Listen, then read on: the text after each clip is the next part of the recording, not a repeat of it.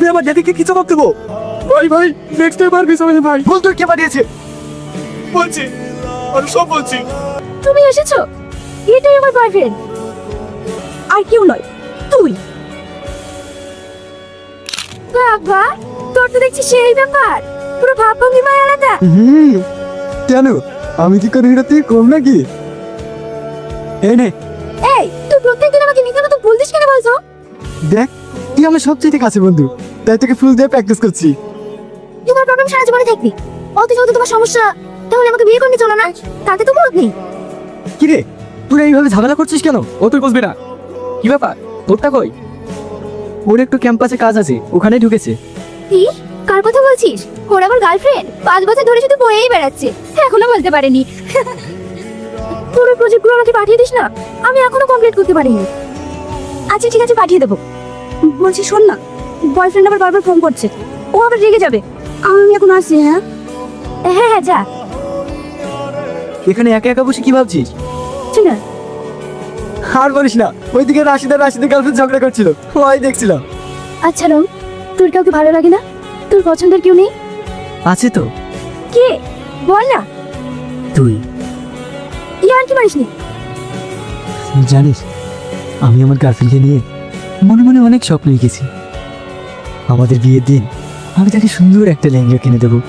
সে লেহেঙ্গা পরবে, খোপায় রজনীগন্ধা ফুল, কানে ঝুমকো ধুল, তাকে দেখতে একদম পরীর মতো লাগবে। আর আমি তাকে দু চোখ ভরে দেখব। কিরে এভাবে দৌড়াচ্ছিস কেন? ওর আমাকে মারতে চাইছে। কি মারতে চাইছে? এখানে তো কেউ নেই। আমি সত্যি বলছি, ওরা বন্দুক নিয়ে। যত কি দেখেছে তা ঠিক নাই। তোদের দ্বারা যদি একটা কাজ হয়, যেমন একটা মেয়েকে মারতে পারলি না, তোদেরকে টাকা পয়সা দিয়ে পুষে কিনাও, তুই আমার ড্যাডিকে কি জবাব দেবো? ভাই ভাই নেক্সট টাইম আর মিস হবে না ভাই।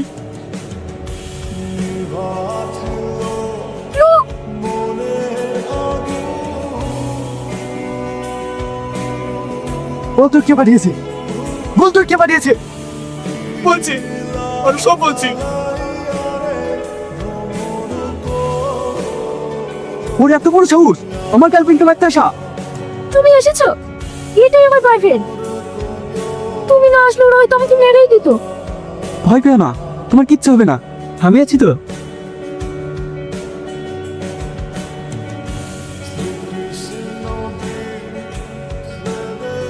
আমাদের কোনো আপত্তি নাই, মেয়ে আমাদের ভীষণ পছন্দ।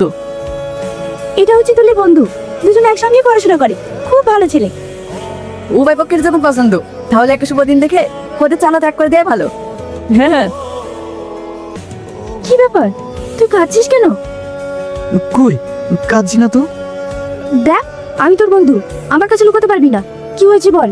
আমি কাঁদছি তোর জন্য। আমার জন্য? হ্যাঁ, এতদিন একসঙ্গে ছিলাম তো, তুই বিয়ে করে অন্য করে চলে যাবি, আমি পুরো একা হয়ে যাব। আমি তোকে অনেক মিস করবো। এর জন্য কেউ কাঁদে? আমিও তো তোকে ছাড়া থাকতে পারবো না। আমি সেই প্ল্যান আগে থেকেই করে রেখেছি। আমার বাড়ির কোম্পানি আছে, সেখানে অনেক স্টক কাজ করে। আমার বাড়িকে বলে সেখানে তোর একটা কাজের ব্যবস্থা করে দেবো। এটা তো আমার গার্লফ্রেন্ডের জন্য কিনেছিলাম। তাহলে আমাকে কেন দিচ্ছিস? কারণ আমার গার্লফ্রেন্ড মৃত্যুর সঙ্গে পাঞ্জা লড়ছে। তুই তো ওই সবচেয়ে কাছে বন্ধু। কিন্তু তুই আজ এরকম করছিস কেন? একটা কথা কি জানিস, তুই এই পৃথিবীর কাছে কিছু না, সামান্য একটা জীব মাত্র। কিন্তু এমন কোনো মানুষ আছে, তার কাছে হয়তো তুই তার পৃথিবী। ও হয়তো তাকে ছেড়ে তার বেঁচে থাকার ইচ্ছাটাই পড়ে যাবে। একটা মানুষ যার একটা মানুষকে কতটা ভালোবাসতে পারে, সেটা তোকে না দেখলে বুঝতে পারতাম না। একটা কথা মনে রাখবি, তোর মতো মানুষকে যে হারালো, সে একদিন ঠিক বুঝতে পারবি সে কি হারিয়েছে। আমাকে কেমন লাগছে বল? তোর গার্লফ্রেন্ডের মতো লাগছে তো? খুব সুন্দর লাগছে। আমি স্বপ্নে যেরকম ছবি এঁকেছিলাম, তোকে ঠিক তার মতোই লাগছে। সত্যি, একটা ছেলে একটা মেয়েকে কতটা ভালোবাসলে এরকম কষ্ট পায়। হ্যাঁ, মেয়েটা সত্যি সেলফিশ। সেই মেয়েটাকে জানিস? কে? আর কেউ নয়, তুই। কি? হ্যাঁ, এতটা কাছে থেকে তুই ওকে বুঝতে পারিসনি? আরে একটা ছেলে দূর থেকে একটা মেয়েকে কিভাবে দেখছে তাকে দেখলেই বোঝা যায়, আর তুই এত কাছে থেকে বুঝতে পারিসনি?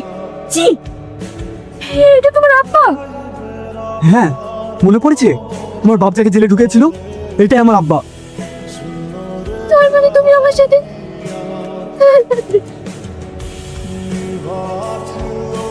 কাঁদিস না, আমি যাচ্ছি তো কিচ্ছু হবে না।